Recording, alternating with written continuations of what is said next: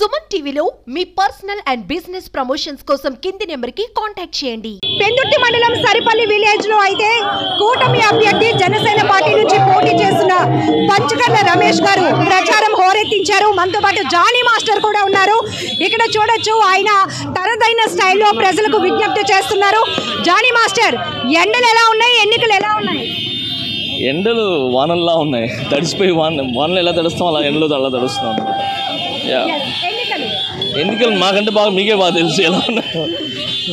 So బాగా ఏమంటారు, ఈ ఎలక్షన్స్ అనేది మాత్రం అందరికీ అంటే ప్రతి రాష్ట్రం కానీ బయట కంట్రీస్ కానీ మనోళ్ళు అక్కడి నుంచి అందరి అసలు ఆంధ్రాలో ఏం జరుగుతుంది, ఎలక్షన్స్ ఎలా జరుగుతుంది అనేది అదైతే మాత్రం ఉంది.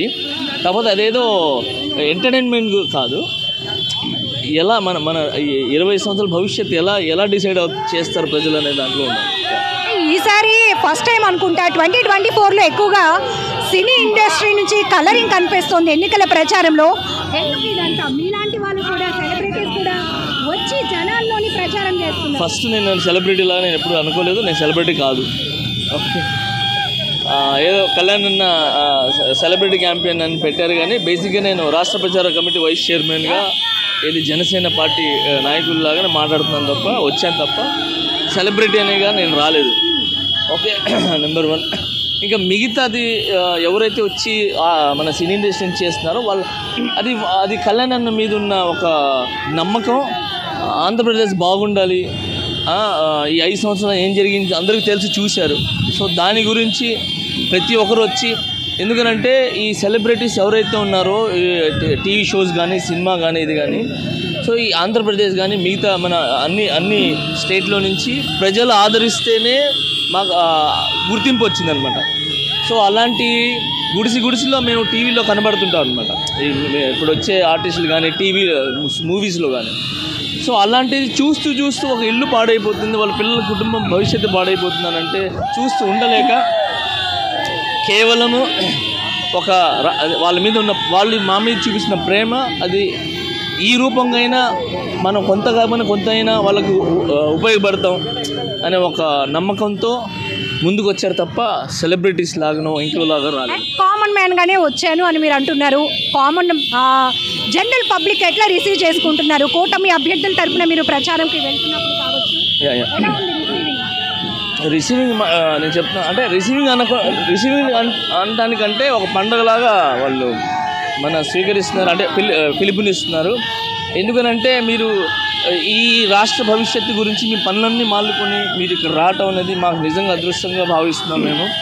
సో ఖచ్చితంగా ఏదైతే మీరు కూటమి గురించి ఫైట్ చేస్తున్నారో జనసేన, టీడీపీ, బీజేపీ గురించి ఖచ్చితంగా మేము మద్దతు ఇస్తాం, మేము గెలిపిస్తాం. సో మీరు ఇచ్చిన హామీలు కూడా పూర్తి చేయండి, ఖచ్చితంగా మీకు మేము తోడుంటామని చెప్తున్నాం. పంచకర్ల గారి నియోజకవర్గానికి వచ్చారు, ఎలా అనిపిస్తోంది? మీరే చూస్తున్నారు కదా, నాకంటే ఎక్కువ మీకే తెలుసు. ఎందుకంటే నేను ఇప్పుడే వచ్చాను, మీరు పొద్దున్నుంచి ఉంటున్నారు. సో చాలా ఒక పండగ, సేమ్ చెప్తున్నాం కదా, ఒక పండగ, దీపావళి, ఒక రంజాన్ అంత పండగలా ఉంది. So I'm very happy. Pawan Kalyan గారిని 2024లో గెలిపించడం కానీ ప్రజలు మద్దతు ఇవ్వడము, మీరు ఎలాంటి మెసేజ్? పవన్ కళ్యాణ్ ఆల్రెడీ గెలిచేశారు. పిఠాపురంలో ఆయన ఎప్పుడైతే నామినేషన్ వేశారో ఆ రోజు గెలిచేశారు. సో కాకపోతే ఇప్పుడు పిఠాపురం అనేదే కాకుండా పవన్ కళ్యాణ్ గారు అసెంబ్లీ కానీ వెళ్తే ఖచ్చితంగా ఆయన ఒక నియోజకవర్గమే కాకుండా ఆంధ్రప్రదేశ్ గురించి ఆయన ఫైట్ చేసి ఇక్కడ ఏదైతే కావాలో పథకాలు అనేది అందరు ఇస్తారు. సో పథకాలతో పాటు ఉపాధి కావాలి. సో ఆ ఉపాధి గురించి 25 సంవత్సరాల భవిష్యత్తు గురించి ఆయన ఫైట్ చేస్తున్నారు. సో ఖచ్చితంగా ఆంధ్రప్రదేశ్లో జరుగుతుంది, అది జరుగుతుంది కోరుకుంటున్నాను.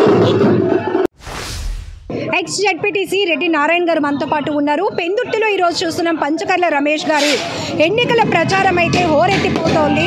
బాణాసంచా కాల్పులు ఒకవైపు అయితే కనుక జనసేన జెండాలు రెపరెపలాడుతున్నాయి.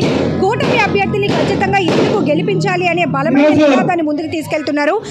చెప్పండి, పెందుర్తిలో ఎలాంటి పంచకర్ల రమేష్ బాబు గారు 2009లో ప్రజారాజ్యం పార్టీ నుంచి ఎమ్మెల్యేగా పెందుర్తి నియోజకవర్గంలో ఎలక్ట్ అయ్యారు. ఆయన పార్టీలకు అతీతంగా, కులాలకి మతాలకి అతీతంగా ఎంతో అభివృద్ధి చేశారు ఈ ప్రాంతాన్ని. ఈ ప్రాంతం ఎంతో అభివృద్ధి చెందింది. ఆయన ఉన్న టైంలో రోడ్లు కానీ, కమ్యూనిటీ హాల్ కానీ, కళ్యాణ మండపాలు కానీ గ్రామీణ ప్రాంతాల్లో ఇల్లు లేని వాళ్ళకి ఇల్లులు కానీ టిట్కో ఇల్లులు కానీ అర్బన్ ప్రాంతాల్లో ఎంత అభివృద్ధి చేశారు. ఇప్పుడు 2024లో కూడా పంచకర్ల రమేష్ బాబుని మరి జనసేన పార్టీ నుంచి ఏదైతే ఎన్డీఏ కూటమి జనసేన, తెలుగుదేశం, బీజేపీ 3 పార్టీలు ఉమ్మడి అభ్యర్థిగా నిలబెట్టినటువంటి పంచకర్ల రమేష్ బాబుని గాజు గ్లాస్ గుర్తుతే పెందుర్తి మండలం నుంచి ఇటు పెందుర్తి నియోజకవర్గం నుంచి అఖండ విజయంతో గెలిపిస్తామని తెలియజేసుకుంటున్నాం. అలాగే బీజేపీ నుంచి సీఎం రమేష్ గారు కమలం పూపితే పోటీ చేస్తున్నారు. ఆయన కూడా మరి అటు ఢిల్లీలో అటు బీజేపీలో మంచి పలుకుబడి అయిన వ్యక్తి. ఆయన కూడా కమలం గుర్తుపై ఓటేసి మరి అత్యధిక మెజార్టీతో 2 అభ్యర్థులు గెలిపించాలని ప్రార్థిస్తున్నాం. నారాయణ గారు, పెందుర్తికి సంబంధించిన మేనిఫెస్టో ఏంటి అనేది మొన్న పవన్ కళ్యాణ్ గారు సభలోనే చెప్పేశారు. సో ఇది ఎంతవరకు పెందుర్తి ప్రజలు ముఖ్యంగా పెందుర్తి ప్రాంతంలో పంచగ్రామాల సమస్య ఉంది. ఆ పంచగ్రామాల భూ సమస్యని తక్షణం రేపు సీఎం గా చంద్రబాబు నాయుడు గారు ఇక్కడ మరి ఏదైతే పంచకర్ల రమేష్ బాబు ఎమ్మెల్యేగా అయితే ఆ పంచగ్రామాల సమస్యను పరిష్కరిస్తారు. అలాగే టిట్కో ఇల్లు కూడా చాలా మంది లేని పేదవాళ్ళందరూ కూడా ఇల్లు కల్పించాలని, అలాగే మరి ఈ ప్రాంతం ఎంతో అభివృద్ధి చెందుతుంది పారిశ్రామికంగా. మోడీ గారి సహకారంతో సీఎం రమేష్ గారు ఎంపీగా గెలిచి ఈ ప్రాంతాన్ని పారిశ్రామిక రంగంలో ఎంతో అభివృద్ధి చేస్తారని, అలాగే మౌలిక సదుపాయాలు కానీ ఇంకా ఇతరత్ర ఏవైతే మరి ఇన్ఫ్రాస్ట్రక్చర్ ఇటు డ్రింకింగ్ వాటర్ కానీ లేదా అనేక రకాలుగా ఏవైతే అన్ని కూడా రమేష్ బాబు గారు ఎమ్మెల్యే అయితేనే అక్కడ చంద్రబాబు నాయుడు గారు ముఖ్యమంత్రి అవుతారు.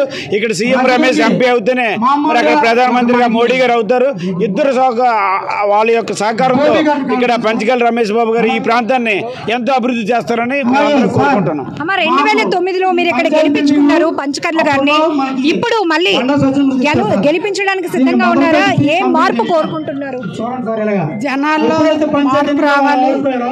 జగన్మోహన్ రెడ్డి పథకాలు చెప్పి జనాలు మోసం చేస్తున్నాడు. కానీ 10 రూపాయలు ఇస్తున్నాడు, 100 రూపాయలు జనాల్లో లాగుతున్నాడు. చంద్రబాబు నాయుడు హయాంలో నాకు సార్ చెప్పినట్టుగా ఎన్టీ రామారావు గారు పెట్టిన పథకాలని ఈయన పెంచుతూ వస్తున్నారు. అందువల్ల ఈ 5 సంవత్సరాలు ఒక్కసారి అవకాశం ఇవ్వని చెప్పి ఏదో ఒకసారి ఓటేసినందుకు ఈ 4 సంవత్సరాలు నరకం చూస్తున్నారు జనాలు. ఈసారి అత్యంత మెజార్టీతో తెలుగుదేశం జనాలు బీటెక్ చదివిన పిల్లలందరూ కూడా బెంగళూరు, హైదరాబాదు వెళ్ళిపోతున్నారు. కానీ ఈరోజు పెద్దవాళ్ళు కూడా ఊర్లో వెళ్ళిపోవడానికి సిద్ధంగా ఉండాలి. మీరు చెప్పండి, యూత్ పెందుర్తి యూత్ ఏం కోరుకుంటున్నారు? ఇక్కడ ఎలాంటి డెవలప్మెంట్, ఎలాంటి ఉద్యోగ ఉపాధి అవకాశాలు కోరుతున్నారు? యాక్చువల్గా మనం లాస్ట్ 5 years నుంచి చూసుకున్నట్టయితే జగన్మోహన్ రెడ్డి ఏదైతే ఉందో మొత్తం అంతా కూడా సంక్షేమం మీద ఎక్కువ ఫోకస్ చేశారు, జాబ్స్ మీద అయితే ఎక్కువ ఫోకస్ చేశారు. అంటే సుమారు 20 లక్షల జాబులు ఇస్తారని చెప్పేసి ఆయన అన్నారు. ఒక్క జాబ్ కూడా, ఒక ఇండస్ట్రీ కూడా విశాఖపట్నానికి విజన్ విశాఖ అని చెప్పేసి చెప్పారు. కనీసం ఒక్క ఇండస్ట్రీ కూడా రాలేదు. యువతంతా కూడా రోడ్డు మీద ఖాళీగా తిరుగుతుంది. సో వాళ్ళకి ఉపాధి అవకాశాలు కలిపి రాబోయే మా ఎన్డీఏ కూటమి ఏదైతే వస్తుందో యూత్ అందరికీ కూడా ఉపాధి అవకాశాలు కల్పిస్తారని మేము బలంగా కోరుకుంటున్నాము.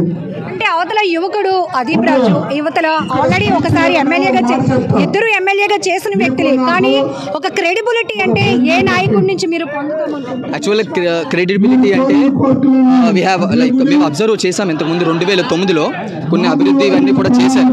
అంటే as compare to Adeep Raj కన్నా కంపేర్ చేస్తే రమేష్ బాబు గారు కొంచెం క్రెడిబిలిటీ ఎక్కువ ఉంది. ఎందుకంటే సుమారు కొన్ని హైట్ కాలేజెస్ కానీ కొన్ని కాలేజెస్ మొత్తంగా తీసుకొచ్చారు. As compare to Adeep Raj, Panchakarla Ramesh Babu is the best.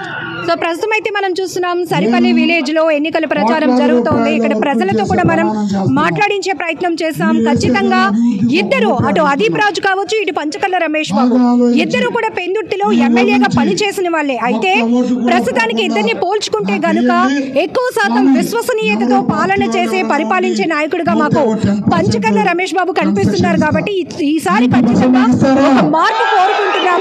ఆయన ఎన్నికల ప్రచారం కూడా చాలా వినూత్నంగా ప్రజలకు చాలా దగ్గరగా వెళ్తుంది. కాబట్టి మేము నమ్మటానికి సిద్ధంగా ఉన్నామని అయితే వీళ్ళంతా చెప్తున్నారు.